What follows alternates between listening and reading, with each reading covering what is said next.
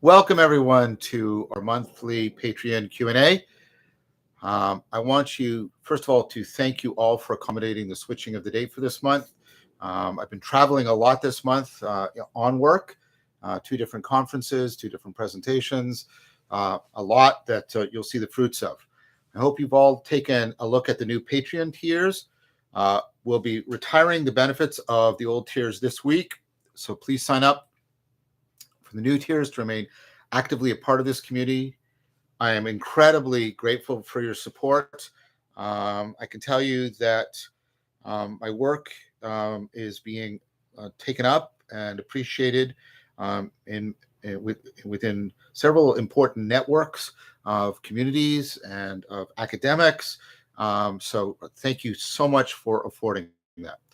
If you have any questions, please do not hesitate to reach out to Madeline over direct message on Patreon or email john@johnvervaeke.com. That's john@johnvervaeke.com. Okay, so we're going to begin. And our first question is from Matt Wilkinson. Thank you so much, Matt. Hi, John. I am loving After Socrates. Great. Glad to hear it. So profound and engaging. That's encouraging. I tried a lot of new things with After Socrates, and I've been getting a lot of positive response about it. And so I appreciate that. So thank you so much for that. One question, though. I struggle to understand the practice at the end of episode 5, the walking practice. The melody of reality, etc., makes no sense to me. Can you point me towards something that would help unpack this? Thanks again, Matt. So let's just quickly review the practice, and then, Matt, I'll point you to a resource that I think will be very helpful. So while you're walking, you're trying, and the walking helps because the walking has a rhythm to it, and you're trying to pick up the rhythm of process. That's phusis. Just notice how moment by moment the world keeps pulsating into existence, right? That sense of presencing, and you have the shadow of that. Right, you have things slipping into the past and coming out of the future. So presencing, and that's like a rhythm. It's the backbone. Now, Matt is having a challenge with the next, which is phusis, which is the melody of patterning. And this is the idea that look around you, see all the patterns. Maybe there's patterns in the needles of the pine tree, or patterns in the sidewalk, or patterns in how the flowers are around. Just noting all the patterns, and note that the patterns are within you and without you, like music. And those patterns are, right, that's what it means. That they're like a melody. They're unfolding. They're not just simply raw repetition. You can see, like, things are differentiating while they're unfolding. It's more like a song, like a melody. And that is the phusis of patterning. You're really paying attention, noting the patterning all around you and within you, and how they're bound up together. They interpenetrate each other. And then you move to noesis, which is you're noticing behind it all, there's a sense of it being one, of it being principled, of it being law-like, of it being regulated. And this is the noesis. This is the harmony of principle. Somehow all of these things are in concert together. They are all separate beings, but they are all within being together. And so this practice is a way of developing contemplative skills in the world, and you're cultivating the imaginal. You're using your imagination, not so much visual imagery, but like musical imagery, in order to enhance your perception of the world. And this is drawn from an important book by John Russon, Russon, called Bearing Witness to Epiphany, in which he lays this out. He lays out the musicality of intelligibility. It's a thin book, a beautiful book. I've got to talk to John Russon. Some of you may have seen the discussion on my channel with John Russon. I hope to talk to him again. Guy Senstock has had quite a few conversations with John on his channel as well. So that's the idea. The practice goes on a little bit further from that, but those are the three parts that have that musicality of intelligibility, and then you're building it in to a Neoplatonic contemplative practice, and you're using the imaginal, but music rather than a visual image, although you'll see patterns, right? It's more that musical imagery. And of course, music is so inherently imaginal to begin with. Like, you're not really seeing things. And when you're hearing music, it's simultaneously inside and outside. It's drawing stuff from you, but it's also disclosing from the world. And that drawing and the disclosing are interpenetrating each other and creating religio and playing the serious play with your salience landscape. So that's what you want to be doing with the practice. And then the book, as I said, is Bearing Witness to Epiphany by John Rusin. Thank you so very much, Matt, for that question. So the next question, the questions are very large today, very long, and I appreciate that, is from Philip Olek. I'm going to read the whole question and then try and make my way through the answer piece by piece. So Philip begins, am I correct in connecting the practice of awe from after Socrates to the way self-organizing criticality works in oscillating between chaos and order? Are there ways to do similar exercises in a ritual setting? I'm currently starting to work on a LARP project, that's live action role playing, with friends that will include a serious play with ritual. Oh, every character will have their own personal reflection, a small item generating random sounds and of lights representing chosen sets of archetypes that they will negotiate their actions with. The group will be gathered around a giant technological mirror, a source of reflections, acting as an oracle for the tribe. This sounds exciting. I'm just at the beginning of my research regarding ritual studies and specific historical examples. I will deeply appreciate any directions.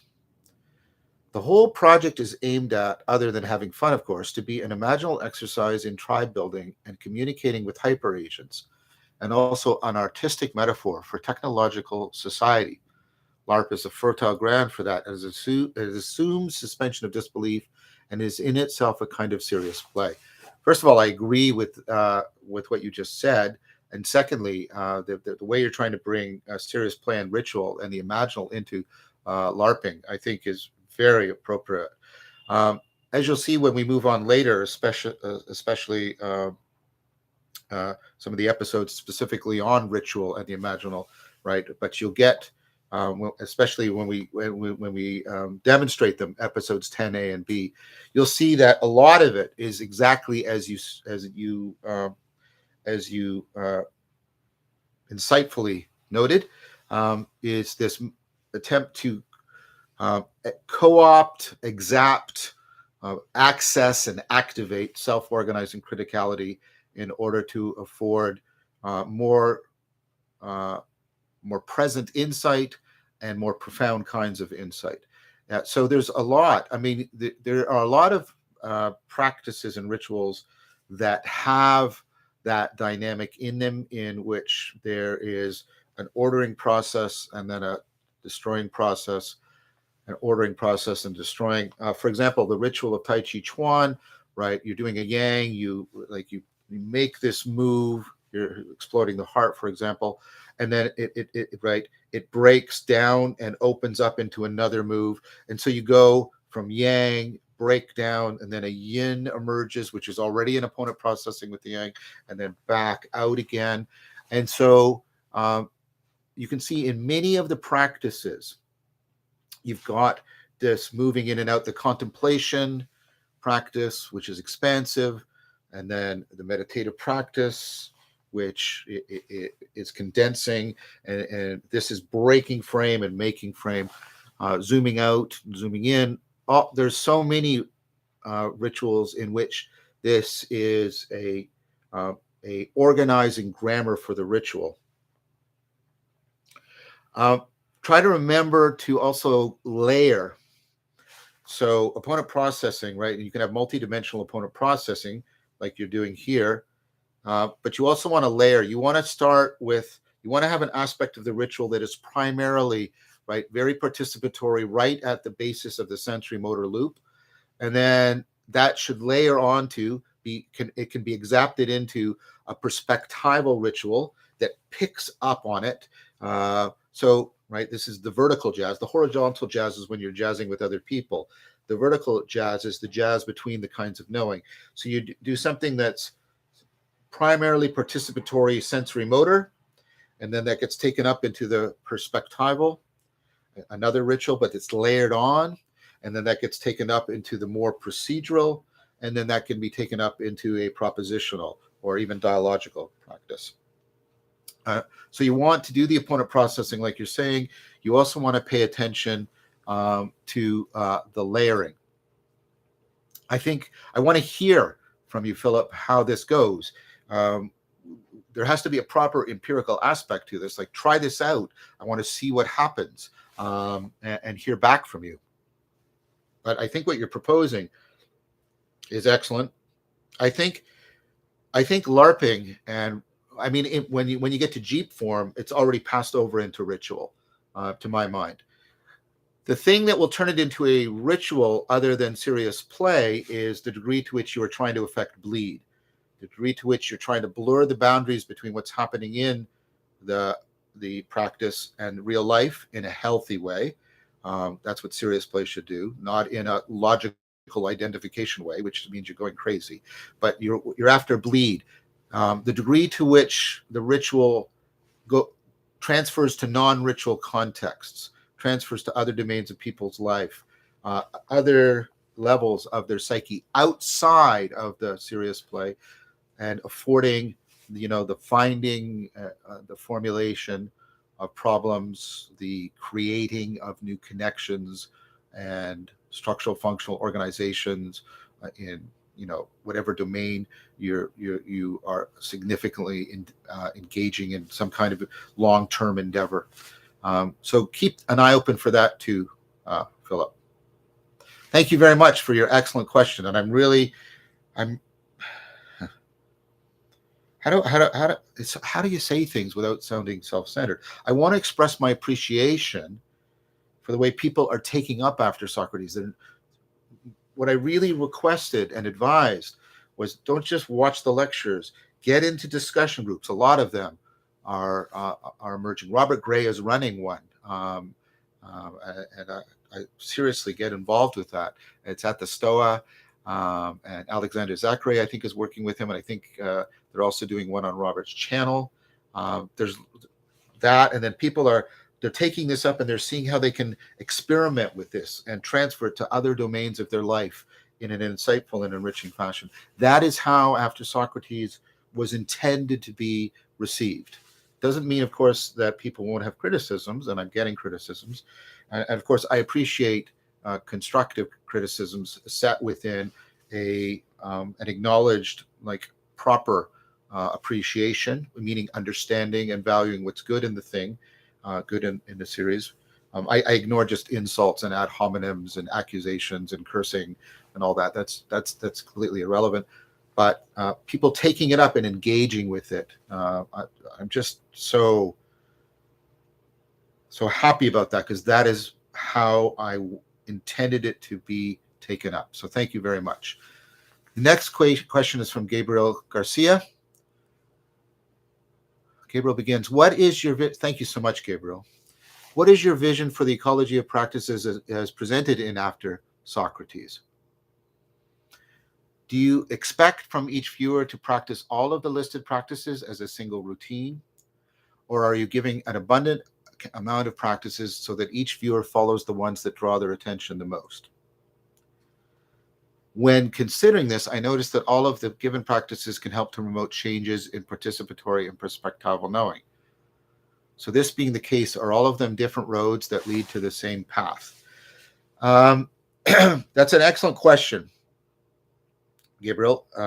My intent initially is for people to do all of the practices in the pedagogical order I gave them, not so that they're eventually limited to them, but to do exactly two things. And you alluded to one. One is to pick up what are the domains, get a sense, not a thought, but a sense of what are the domains the practices are applying to. What are the design principles? We've got multidimensional opponent processing, you have layering, and I'm also showing you a pedagogical program. Which practices come first because they afford later practices? What's the relationship between individual practices and group practices? These are all the design principles I want people also to get a good sense and taste for. And then they can choose, but they shouldn't just choose according to comfort. So this is the thing. You have to choose those. Comfort is the worst thing to pick. There should be intuitive resonance. They should speak to you, but they should be practices that in which you find yourself in a zone of proximal development. You're kind of getting it, but you have a sense that there's more that you do not know. You should have that Socratic sense. I don't know, and so it should be calling you out, but calling you out from something beyond what you can easily or readily grasp. If the practice is just easily assimilated, right, it's not for you. If the practice is just jarring and just like, and you can't accommodate to it at all, it's not for you. This is the Piagetian advice. You want to get in the place in which you can have the conditions that give you flow, where you're getting it, but not completely, and you realize you can sense and taste that you need to grow in order to really get what is being intimated in this. You're getting this, there's something, and you should have a sense of reaching, of stretching your skills, of opening the possibilities of perspectives, of, how can I put it, empowering the possibility of new roles, new identity. I recommend, and you'll get this recommendation later in the series, of course, there's lots of good ecologies of practices, especially the Neoplatonic tradition, the wisdom of Apatia, which I believe I've already recommended. I can't remember what episode I recommended in. You can take some of those up. I am trying to give you a skeleton, and if you want to just stick with that skeleton, that's fine. But I'm trying to give you a sense of these important design principles, introduce you to the Socratic Neoplatonic tradition, and then recommend how you should be taking up practices as you seed and develop your own individual or small group ecologies of practices. But you see, if you have the design principles and you have some of the overlapping theoretical grammar and conceptual vocabulary from the Socratic Neoplatonic tradition, then while your practices, your ecology may be quite unique or individual to you and your group, you can nevertheless enter into deep dialogue and discussion, perhaps even dialogos, with other groups so that you can act as mutual supports and mutual challenges to each other. So, Gabriel, thank you for your question. That's the overall intent of how I expect people to take up the practices. Thank you very much for your question. So Martin has a question also about After Socrates. I'm really happy with all the enthusiasm for After Socrates. Now, there are three questions, so it's going to take, I'm going to read all three questions from Martin, and then I'm going to answer them one at a time. So I'm going to read all three first. If Plato was presumably not being specific how to do dialectic on purpose, probably due to at least one of the three plausible explanations John walked us through on the episode, or something else entirely, as John said, what do you think the reverse engineering project will leave us without? Is the reverse engineering project one that is needed because of the times we live in and our culture, cognitive grammar, forcing us to understand it only in a reverse engineering fashion? I've changed my mind. I'm going to answer each question in turn. This is an amazing. So first of all, as you indicated, the reverse engineering is just due to the insufficiency of the evidence. This is called the underdetermination problem. There's insufficient evidence to determine a specific historical proposal. This is what they were doing. So for that reason, and because I want to be very honest, what I'm doing is a reverse engineering, and thankfully, Martin has acknowledged that. What will the project leave out? Some of the things I'm aware of, I'll say. Of course, there's things it's leaving out that I can't possibly know because of the argument I just made. I can't know what's missing because I'm ignorant of it because the data is too poor. But some of the things that are missing is, Socrates is like a gadfly for the state. He's very constantly challenging the state, and that can't work for us. Socrates was in a direct participation democracy. He would literally go to the assembly and vote on all legislation. He literally participated in the government. He literally fought in the army. Um, we are not in that situation. We are in a long-ranged, highly symbolic, technological, bureaucratized, representative democracy in which our access, like the chances that anything I say in all of my work joined together will reach the ear of the prime minister, are vanishingly small. Okay. So I can't be a gadfly in that way. You can't be a gadfly in that way. We can't. But this is why I've talked about stealing the culture. I've thought of a different model, the model of Christians within the early Christianity within the Roman Empire, setting up. We can do what they do. They set up small communities, and then the communities came into a community of communities, and they worked out sort of this meta curriculum called their catechism, and they worked out ways of managing the relationship between individual practice and group practices by developing the three institutions: the church, the monastery, the university.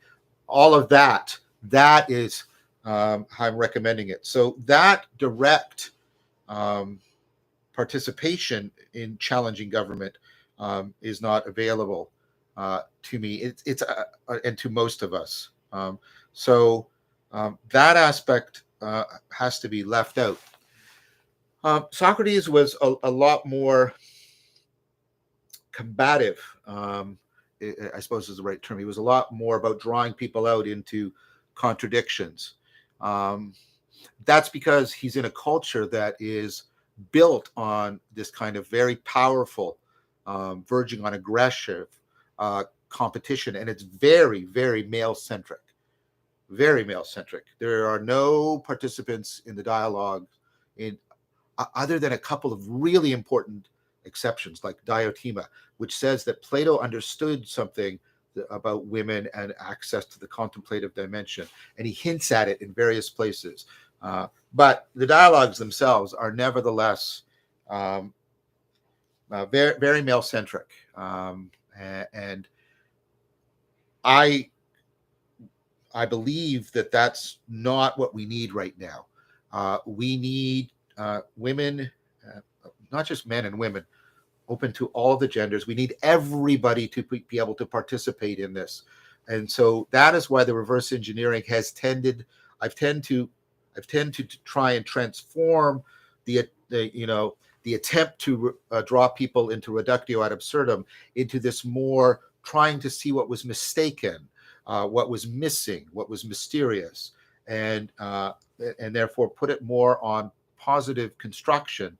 Um, Also because none of us are Socrates. You see, the negativity of of the Socratic process that draws people out and reveals their contradictions was counterbalanced by the charismatic, sapiential, having to do with wisdom, presence of Socrates. You're in the company, the presence of a bona fide sage.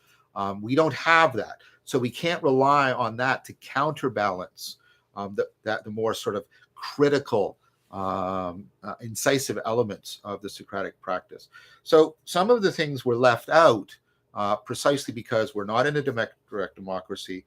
We are trying to open this up to something other than sort of a hyper masculine approach to dialogue, while still trying to keep all of that ability to challenge, open up, get people to wonder, get them to come into aporia.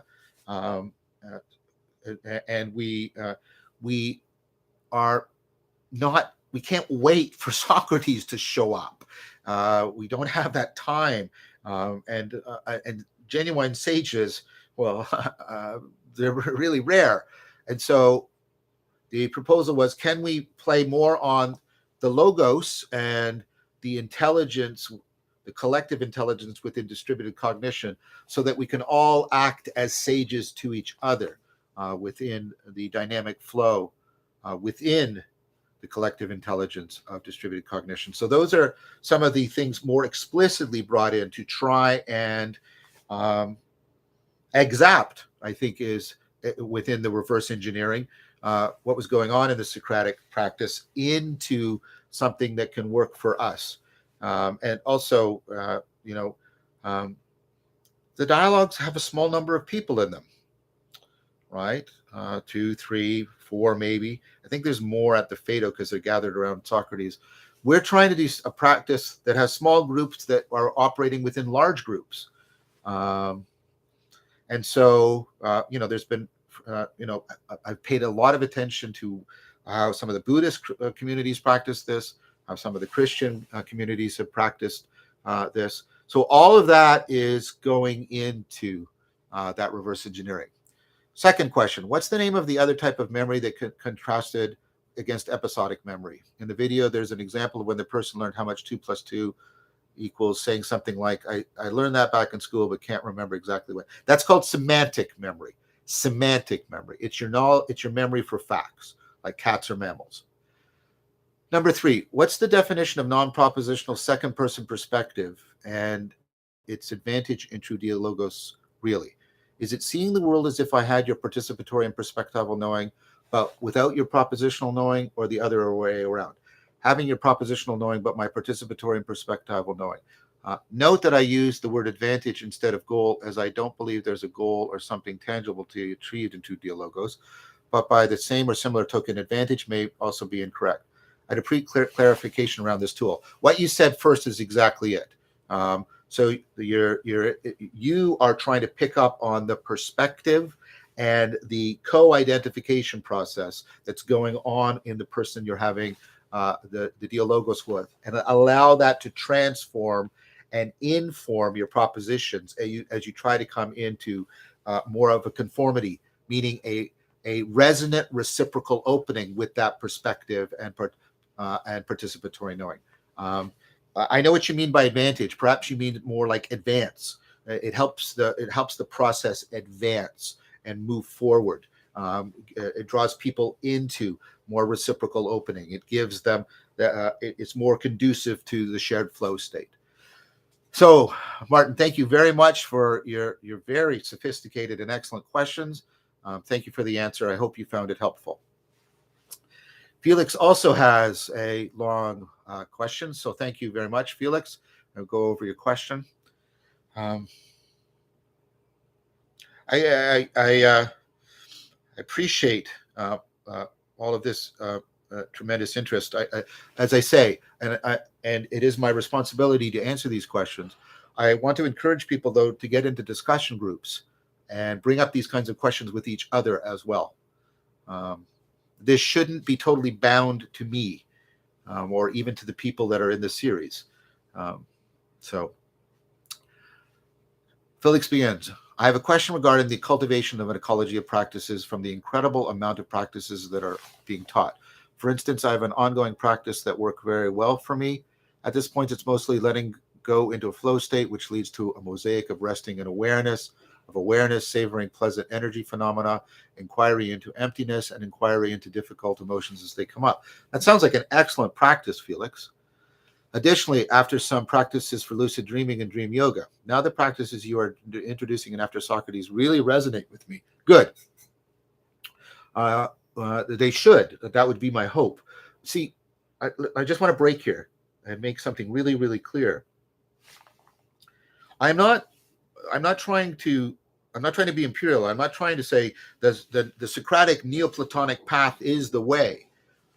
I'm trying to reverse engineer it, exact it, so that it can stand among the other wisdom traditions on its full footing, and it can enter into deep dialogue, reciprocal reconstruction with the other wisdom traditions. I would hope that people coming out of, Buddhist or Hindu or Taoist or Jewish or Islamic framework will find, and I mean this in a good way, will find a beautiful, elegant sparring partner in the Neoplatonic, the Socratic way. And so it's very good, Felix, that you're finding this resonance. So let's go back to it. Now the practices you're introducing in After Socrates really resonate with me, and I'd love to engage with them to understand this path and also to further develop my own practice. Perfect. Exactly. To do so, one option would be to stay with my practices as the base and integrate these new practices into my existing practices over time. Another option would be to fully focus on the new practices for a certain amount of time to really learn them and integrate after that period. What would be your general advice for working such situations? Excellent question. So, what I recommend is, can you do a reduced or attenuated, very baseline, backgrounded continuity? Continue your existing practices, but attenuate them, do them more like as background, and then give more full attention, focal attention, more time and effort to engaging with these practices for a particular period, right? They're foregrounded. These aren't completely shut off. You do them, like I say, in an attenuated background fashion, sort of a maintenance in the background. And then you have the foreground where you really develop, really practice these practices after for a period, and then integrate the two together. Given the availability of so many practices and paths, I recognize how easy it is to become distracted and dabble in too many approaches without developing depth. Everybody that is doing an ecology of practices, take note of what Felix said. Given the availability of so many practices and paths, I recognize how easy it is to become distracted and dabble in too many approaches without developing depth. This is the dilettante fallacy. A little bit of this, a little bit of that, a little bit of this, a little bit of that, right? Depth means you are realizing the design principles, not in thought, but in how they are transforming you. You can't get that if you're a dilettante. All you're doing in a dilettante is collecting wonderful experiences, and we all fall prey to this. So I'm including myself in this danger. But all you do is collect wonderful experiences that you put on the ego shelf so you can demonstrate to others and yourself how spiritual you are, right? And you can't get into the zone of proximal development if you're being a dilettante. Okay, so please, everybody, hear what Felix is saying. On the other hand, the idea of an ecology of practice really resonates with me, and developing one seems to necessitate at least some exploration. Yes, do it the way relevance realization works, right? You have a set of practices. You open up the options, and in how they resonate, zone of proximal development with your existing practices, some of them remain, most of them get killed off, and now your ecology has varied. And then you expand out, select only those that catch, not comfortable, catch in drawing you into the zone of proximal development, so that you're realizing the design principles of an ecology of practice: multi-dimensional opponent processing, multi-layered layering, proper pedagogical program, proper top-down, bottom-up relationship between an ecology of practices and dialogical practices within a community. So, Felix, I should say, I'd love to hear your thoughts on this. Also, if this is an appropriate place, what would be your advice given the two specific sets of practices? I think I've answered all your questions along the way, Felix. And you say thank you a lot and all the best, Felix. Thank you so much, Felix. And I've tried to give you some very clear answers to your very excellent questions. Varun Godbola, thank you, Varun. Thank you so much for your support. Varun begins, number one, the very machinery that makes us adaptive, it's what makes us prone to self-deception. I've tried consciously training the recommendation systems on social networks to give me more pro-social and wiser content. For example, by changing my behavior and click-through on those services. But I'm wondering if I can somehow twist this recommendation systems even more consciously to somehow provoke me into obtaining more insight. Do you have any thoughts? First of all, my first thought is, that is really cool. This is also something we should all consider. This is brilliant. We need to incorporate into our ecology of practices the wise interfacing, and this is part of our communitas, the wise interfacing with social media. Trying to alter the recommendation patterns the way you're doing, Varun. This is brilliant. I'm going to ask Madeline to note your name down because I want to take this up and start recommending it explicitly. It's been something implicit, and I've been doing this implicitly here and there. But what you're doing is really interesting. One way to enhance it would be to become more aware of cognitive biases and how advertising and social media pathways are triggering and exacerbating the cognitive biases, like the confirmation bias and the my side bias. So become aware of those. What you're practicing, Brune, is you're practicing active open-mindedness, but in social media, you're becoming aware of the biases and how you've been manipulated, and then you're trying to actively counteract them. Uh, I right here, right now, I want to recommend that. That's brilliant. I think becoming more explicitly aware of the biases, more explicitly cultivating active open-mindedness and bringing that in, um, trying to get a bit of a small world network that you have mostly local connections that are following your. I mean, it's like almost like a ninth part of the eightfold path, right? You're right watching. um, but you want to keep a couple of more long distance connections that can challenge you out of the blue and introduce some self-organizing criticality. You have to manage that very carefully. I would recommend setting up, a buddy system. This is what we do when we really have maybe 2 or 3 people and you all watch each other. You might want to journal about your patterns and see if, because often when we write stuff down, we become aware of patterns that we aren't explicitly aware of when we're just holding them in working memory. So these are things you could do to enhance your brilliant proposal. Excellent. 2, I've published a bunch of research in deep learning. Of course. Okay.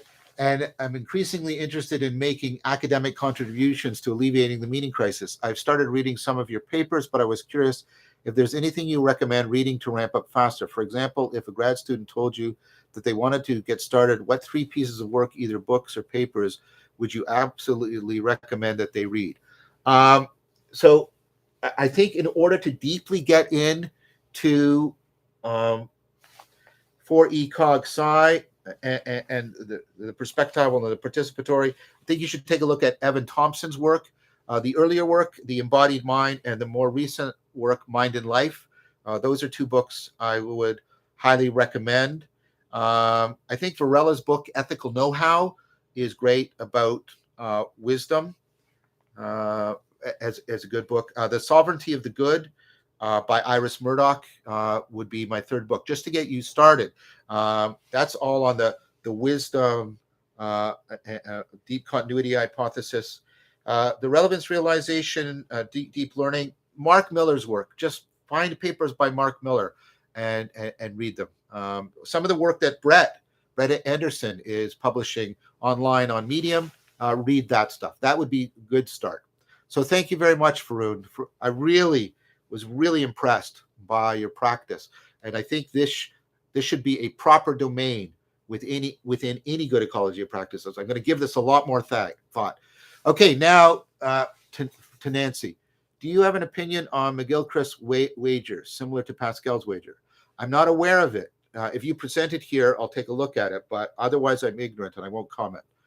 After the original 2 options, he proposes a third.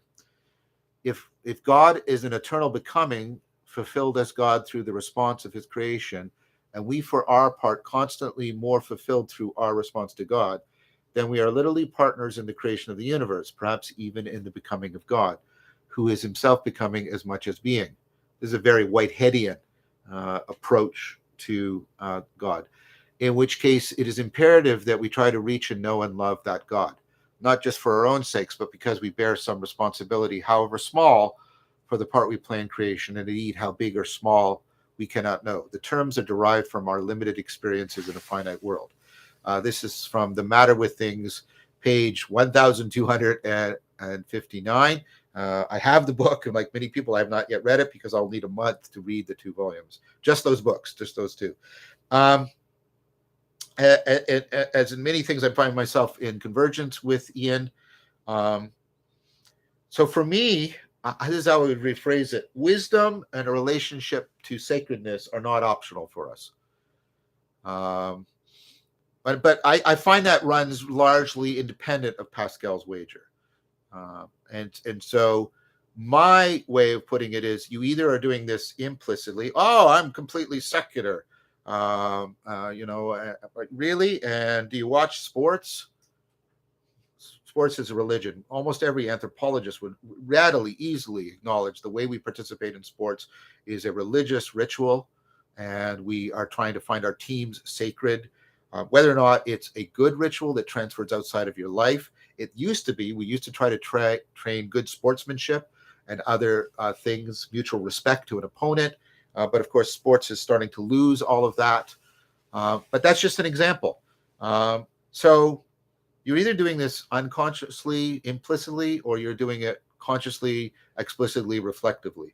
I think you're much better off, all else being equal, ceteris paribus, doing it explicitly, reflectively, and dialogically than doing it autodidactically, unconsciously, and implicitly. So I'm in agreement in that way. I think those are the only two options. And Pascal's wager, why make the wager about the afterlife? Make the wager about this life. And I think it properly can. So I want to thank you for your excellent question. Rob, what will you be talking about at the Young Society next month, or potential topics? You haven't picked one yet. I gave that talk yesterday. Also, do you have any favorite Jungians or people who speak right on topics related to depth psychology and alchemy, or people doing some group practices based on the imaginal, such as systemic constellations, a group practice at the Stoa this month by some excellent facilitators that Peter L. introduced to me, and we both highly recommend. I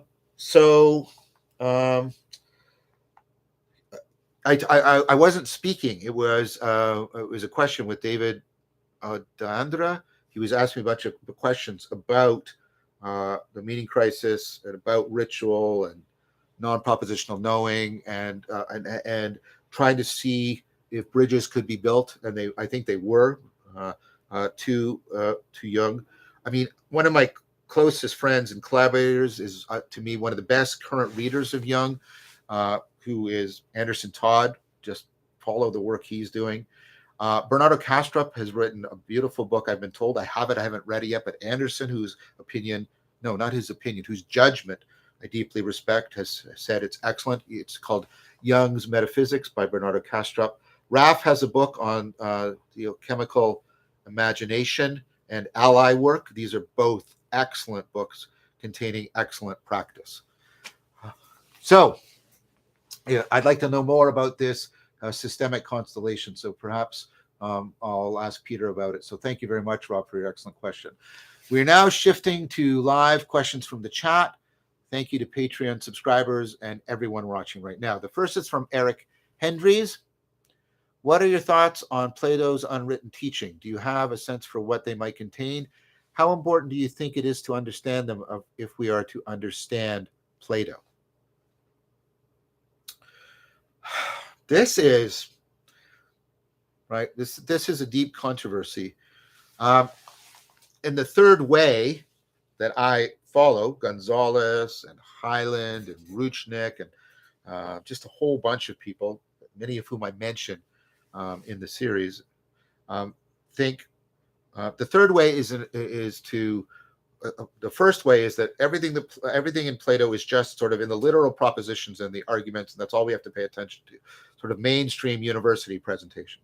The second was no, the esoteric, the dialogues are largely at most suggestive or covering for the unspoken dialogues that had something to do with the monad, the dyad, the indeterminate dyad, and various sort of Pythagorean mathematical propositions and practices. The third way says, no, the non-propositional is showing up in the dialogues in a powerful way, but you have to read the dialogues other than just extracting their arguments and the so-called theories. We should stop saying Plato had a theory of the forms. There is nothing like a theory of the forms presented in Plato. There is something like a theory of the tripartite psyche, a psychological theory argued for example, in the Republic. There's nothing like a theory of the forms, right? And so the looks. This is how the three options. This will be helpful. The first option says there is a theory, and we can extract it by just extracting sort of definitions and propositional arguments from Plato.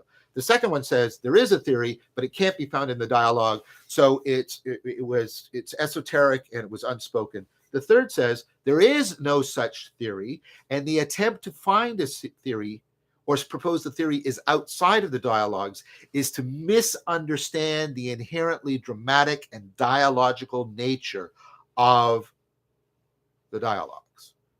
And so that's my position. Now, were there things going on in the school? Sacred geometry was most likely being practiced, which is an imaginal practice.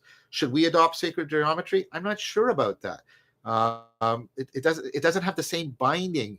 Like, you have to remember, math and geometry were identical in Plato's time, and they thought of math therefore very spatially, and the geometry acted as imaginal, as a bridge between abstract conception and perceptual experience. Maybe for some people, sacred geometry would work that way. I doubt for many of us, because the way we have been taught geometry and taught alternative, more fundamental forms of mathematics like algebra and calculus, I don't know if it would do that. Should we try and find imaginal practices that are probably doing something like sacred geometry? Yes. Why do I think sacred geometry? Because the geometrical metaphors and even geometrical proof, like in the Meno, show up in the dialogues.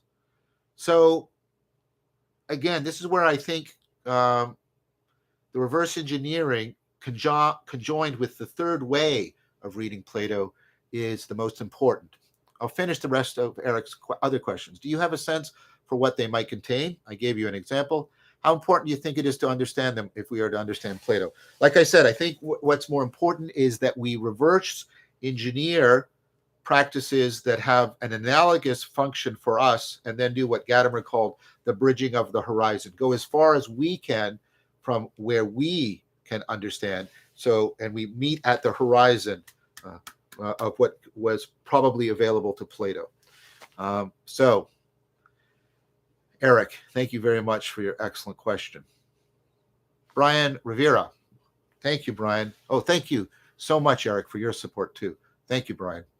Can you direct me to the source of the description of four ways of knowing in the literature? Procedural and conceptual knowledge are everywhere in cog-psych, but I don't know much about how participatory and perspectival knowing are studied, if they are. They are not studied currently in cog-psych. You will find them, you won't find them explicitly under those terms. Those are terms that myself and Christopher Mastropietro have coined and published, and that Dan Shappy and I make use of in our published papers. The ideas behind participatory and perspectival knowing will be found very deeply and richly within 4E cognitive science. You might want to get the Oxford Handbook on 4E cognitive science. You might want to read Gallagher's inactivist interventions, or is it embodied interventions? I can't remember. I think it's inactivist, Gallagher's work. You might want to read some of the work of as I said, Evan Thompson, The Embodied Mind. So that is where I recommend you find this. The article that introduces the four kind of knowing, I can't clearly remember. I wish Chris was here.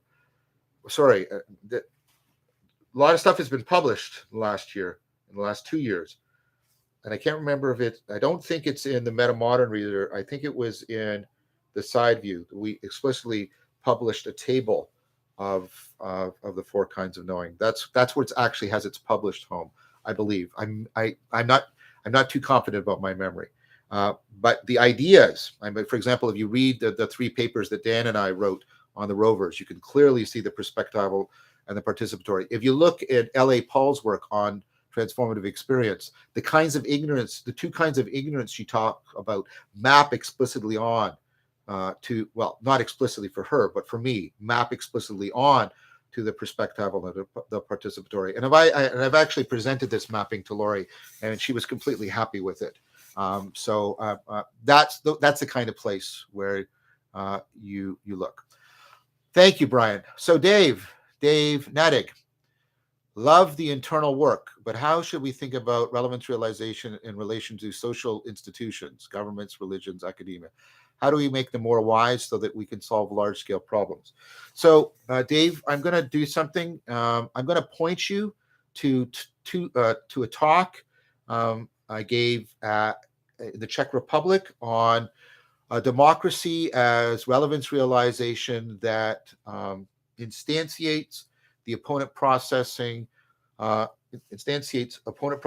relevance realization within the collective intelligence of distributed cognition. This is a reframing of democracy that could be paired with significant electoral reform, replacing first past the post, which rewards polarizers, rewards popularists with forms like D21, ranked voting, etc. And there's a lot of them, and they have different modeling that punish polarization, that punish popularism, that reward people for learning about more than their most chosen candidate. There's a lot that's there. And then there, Adam from the Institute for Democracy in the 21st Century, who ran the symposium, also did an interview with me about all of this, and you can find that on the YouTube. Both of those available, and that's where that whole talk is an extended argument answering exactly the problem you're addressing, and then the interview unpacks it in greater detail. So, Dave, I hope you find those resources. If you just put in John Vervaeke democracy, you'll probably find the links. If not, I'll find the links, and I'll have Madeline put them in the notes for this video. So thank you very much, Dave. We now move to Andrew. Andrew, thank you for your support. Jordan Hall recommended Sand Talk by Tyson Yunkaporta to you. Have you read it? There's a similarity between Tyson's minds and the type of knowing that I would love your perspective on. On his recommendation, I have bought it, Andrew. I have not yet read it. I take what Jordan says very seriously. I fully intend to read it. He has suggested the same thing, that there's similarity between minds and types of knowing, and I look forward to reading it. I can say no more right now because I'd just be speaking from ignorance or hearsay. So thank you very much for your question, Andrew. Maybe ask it in a few months from now. I hope to read it soon. I do have it. Yeah, I fall prey to the failing of all academics, confusing the owning of a book with being transformed by the reading of the book. It's a form of modal confusion that myself and other academics are very prone to. Dalibo Furnal, thank you for your support. Asked the following question. John, your work has changed my life. Bless you. Thank you. Thank you for saying that, Dolly. Thank you so much.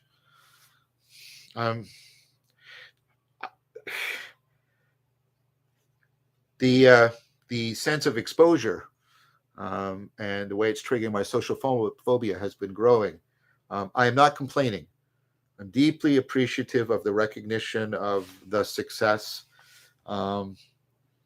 but the people sincerely and with some heart encouraging me is always deeply appreciated. Goes on to say, I loved Awakening from the Meaning Crisis, The Elusive Eye, Untangling the World Knot. These were all done with Greg Enriquez. The Elusive Eye also had Christopher Masterpietro. All your talks. Will you ever be coming to South Africa? I am not opposed to coming to South Africa. If there is good cause, I would definitely come. There's nothing planned. Nobody from South Africa has reached out to me and extended an invitation. But if one comes, I have no reason why I wouldn't go. But nothing's planned right now. So I do hope that something comes out. All right. Our next question. Barb Carbon. Thank you, Barb, for your support. I'm a philosophy undergrad at Georgia State University. I have 3 semesters left, but I want to contribute to projects like yours. What can I and others like me do to contribute to this work? I mean, there's lots you can do. I mean, it depends what kind of support you mean. Cultural support, read some of the books, especially philosophy as a way of life. What is ancient philosophy? Take up some of the ecologies of practices. Form discussion groups. Form viewing groups. Uh, Form some practice groups. If you want financial support, consider joining Patreon at whatever level is comfortable to you, or just making a one-time donation if you want. Reaching out to some of the and participating in some of the existing groups that are, supporting After Socrates. The thing that's on Peter Lindbergh's The Stoa that Robert and Alexandra are doing. Join that discussion group. Bring your expertise and experience to it. Um, Reach out to a reading group or a viewing group that perhaps is near you. There's lots to do. I mean, like I said, cultural and if it's appropriate to you, financial. I know you're an undergrad, so I don't want to make serious financial demands on you. But if that is something that works for you, that's always helpful. Doing what you're doing here, right? Well, you're on the Patreon. What am I saying? Of course you are. Oh, I was sorry. I got into my mind that this was live from the chat, and I forgot everybody here that's a Patreon. So Barb, forgive me. Just forgive me for that. So get involved with these online communities. Like I say, the community forming around After Socrates on the Stoa could definitely benefit from you. You might want to come to some of the workshops. Next weekend, we're doing a circling into Dialogos workshop, Chris and Guy and I. You might want to participate in that, bring other people to it. Yeah, I mean, I like it when people even post videos where they reflect, almost like virtual essays. They reflect on After Socrates and they post the videos. Sometimes I'm able to catch them, and then I'll try and promote them just so people's can get a sense of more directly interacting. There's lots to do. So there's lots of cultural support that would really help. So again, forgive me for forgetting that you are already a Patreon. I'm sorry about that. It was just a lapse because, like I said, my mind, we had switched to online and I forgot. But there's lots of cultural support you could do, Barb. So please thank you so much for asking that. And again, thank you so much for the encouragement. It means a lot. Last question from Martin. Martin, thank you so much for your support.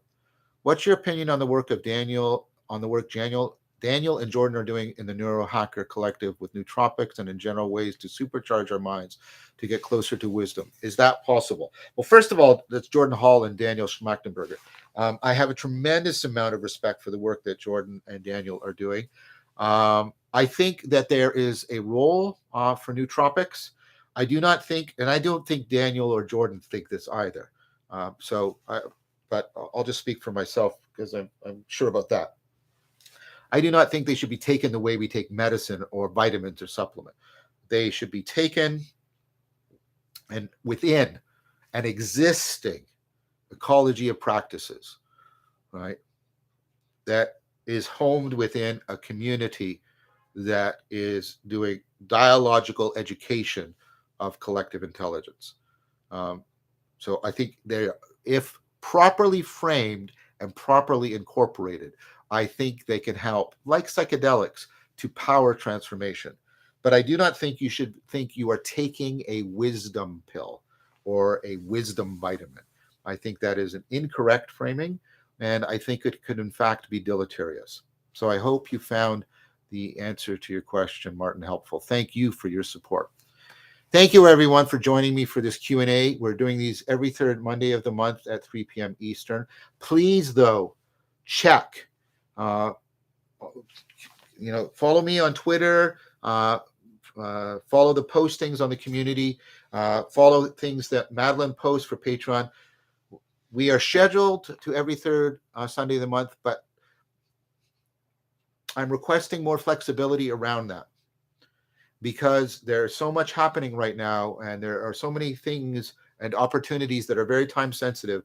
I'm requesting flexibility around this. There will always be a Q&A, but please, you can plan on it being the third Sunday, 3 p.m., but please check as you get close to the date.